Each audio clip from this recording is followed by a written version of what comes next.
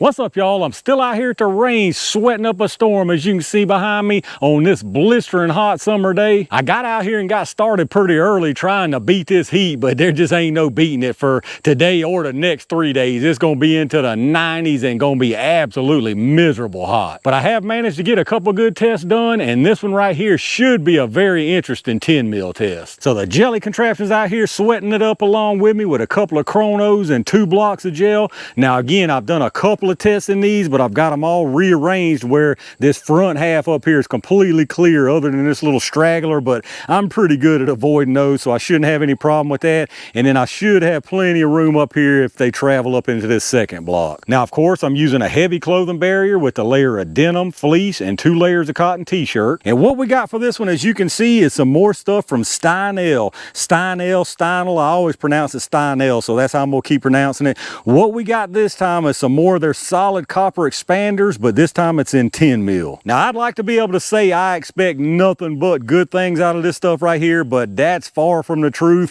I don't expect the worst, but I have not had the best luck with Steinel ammo in the past. I've tested a couple different calibers, and I've actually run some other stuff.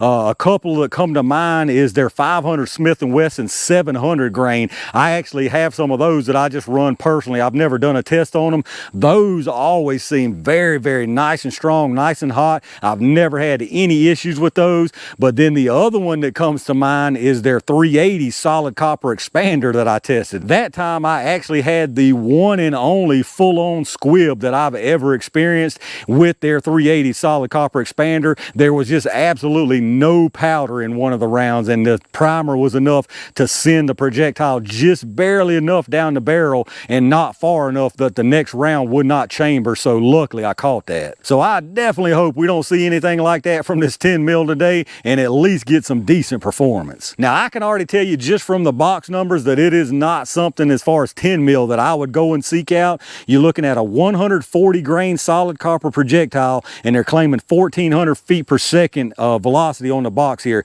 and that is showing out of a 4.6 inch barrel. So 1400, that's no slouch. Now, don't get me wrong, that's not some watered down, just weak as pond water stuff, but 140 grain projectile should be moving much spicier than that, in my opinion, to be what I like to consider good 10 mil. Just as an example of that, if I'm not mistaken, the Underwood 155 actually moves this velocity, or maybe even a little more. But we're gonna give it a chance to show us something out here anyway. As you can see, brass case there with that solid copper projectile, nice size open on it, and some really nice thick copper walls on that projectile. And now, as far as what I'm running them out of here today, we've got 2 different barrel lengths. For the shorty, I've got my G29 with the 3.8 inch barrel, and then for the longer one, we've got the G20, which actually has that 4.6 inch barrel that the box is claiming. So I'm assuming the G20 is what they used for that test barrel. So once again, just based on the info that they've already given us on the box, if we hit that, this is nothing I'm going to be jumping for joy about, but hopefully it'll still give us some kind of decent performance. Let's get it all set up and see what it does. All right, let's check the velocity on this stuff. I'm going to do a 5-round average from each barrel length, starting with this little short 29 first.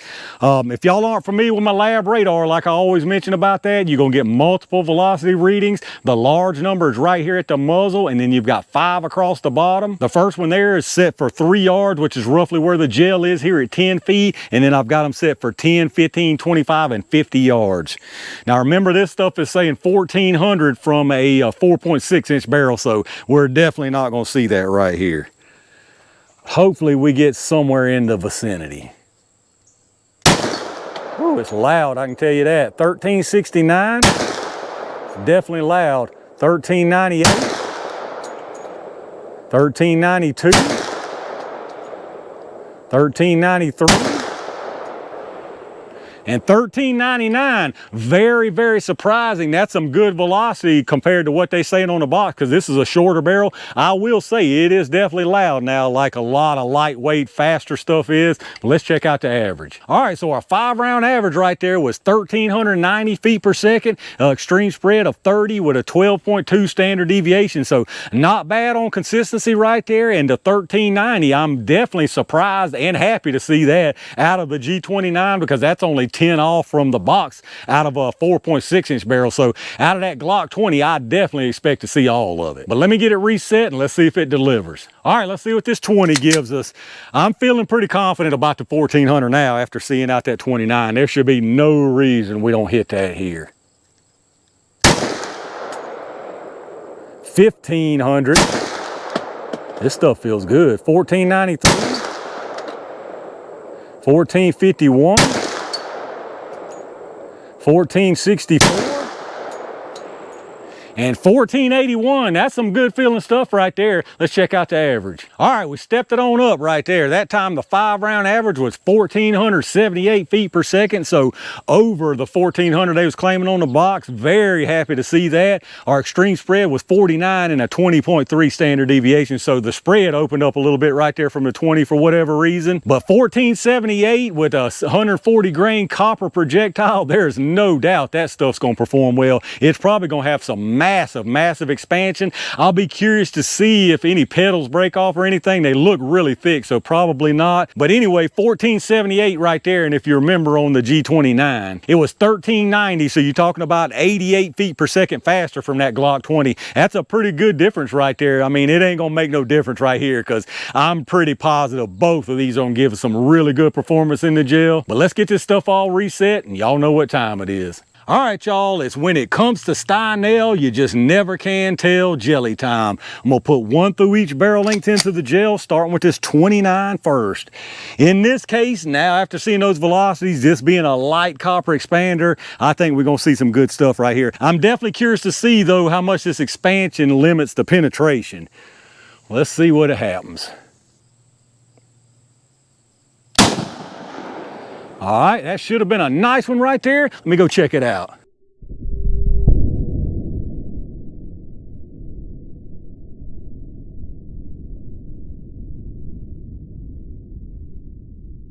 All right, y'all, pretty much what I was expecting to see down there. Absolute massive expansion. I think it's facing forward, so you can see it already, but the penetration really suffered because of that. So let's see what this 20 does. The 20 is probably gonna do more of the same thing. It may peel back a little more and might get a little more penetration, but I doubt it actually.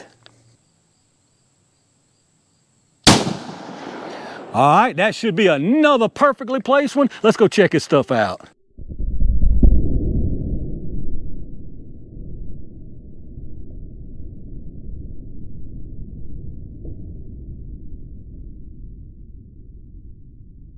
All right, let's check out these whoppers down here, y'all. Absolute massive expansion from that stuff. I'm sure you can already tell. Really nice performance down here. The one complaint I have from everything I've seen out of this stuff today is the penetration. You can already see, y'all know how I am. I just want more penetration than that. You just never know what you're gonna run up against, what you're gonna have to get through. Now, this right here, I'm sure for a ton of people out there would be more than fine. And to be honest with you, with the energy levels of this stuff right here, even me personally, I really wouldn't have any problem carrying this. Now, I wouldn't go out seeking this in particular, but if this is what I had, I wouldn't feel like I was underprepared by any means. So what we got here first on the top, that's the one out of the G29. As you can see here, absolute incredible disruption, massive expansion, just a huge energy dump. You're talking about, I mean, with that G20, that's over 600 foot-pounds of energy still, over 600 foot-pounds, and the G29 is going to be right there at 600. So really nice energy transfer, very nice disruption, and then you've got some massive expansion on that thing. And then up under that, more of the same, just more of it. Again, it comes in here, absolute massive disruption from that energy dump right there. Huge disruption all the way through its track. This one goes, I'm gonna say probably about an inch and a half further, so this is actually over 12 inches, no doubt about that. And once again, you have just got some incredibly massive expansion from these. So here's the part that always makes me second guess stuff like this. On your penetration from the G20 G29, you've got 11¼ inches of penetration. So that's not bad compared to a lot of stuff. Not bad right there. And then on the G20, that's actually out to 12½ inches. So that's actually some really nice penetration on that one from that G20. And then here's your closer look. Again, I mean, just incredible energy transfer and disruption right there. You can see no doubt about that G20 had more on the bottom, but both of them, you can tell all the way through that track is just massive energy transfer and disruption. And then there you end up with these massive expanded projectiles. And then from the top, basically more of the same. I mean, just massive, huge energy transfer. Stuff like this right here is why you just gotta love the energy level of a 10 mil. All right, let's check these things out, y'all. Very, very impressive stuff right here. I always mention it every time that we do solid copper expanders. One thing you have to give it is every single time you see one of these things expanded nicely like this, it is incredibly impressive looking. So obviously these things did exactly what they were supposed to do. This one right here is from the G29. This one is from the G20. Now, if you look at the side, you can definitely tell what that extra velocity did for it. Again, this is the 29, this is the 20. You can see that 20 pushed those pedals back further. And I'm just thinking to myself, these are super nice. These are really nice, thick pedals on these things. Very, very nice, thick all the way around.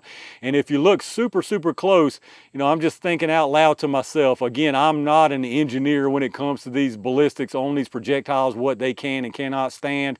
But it looks like these could take a little bit more, because I'm trying to, that's just cloth, I think. I don't see any kind of real stress fracturing or anything like that. So you could probably put a little bit more behind these, but maybe not a whole lot. But y'all know me, it's not that these things don't already have some very nice energy, but if they had 10 tons, you know I'd be out here wanting some more. But let's get some numbers on them and see what we got going. As far as the weight, they started at 140. I don't expect any kind of loss right here. This one is 140.0 grains, so absolute nothing there. This is probably gonna be the same. This one is at 139.6 grains, so that's purely manufacturing tolerances, because there is nothing lost from either one of these. And now let's check out these sizes. We'll start from this one from the G20. You got 892 and 906, so absolutely incredible expansion right there. And then this one from the G29, you got 914 and 913. So once again, you are talking about some absolutely incredible expansion right there. And there you have it, y'all, the Steinel solid copper expanding 10 mil.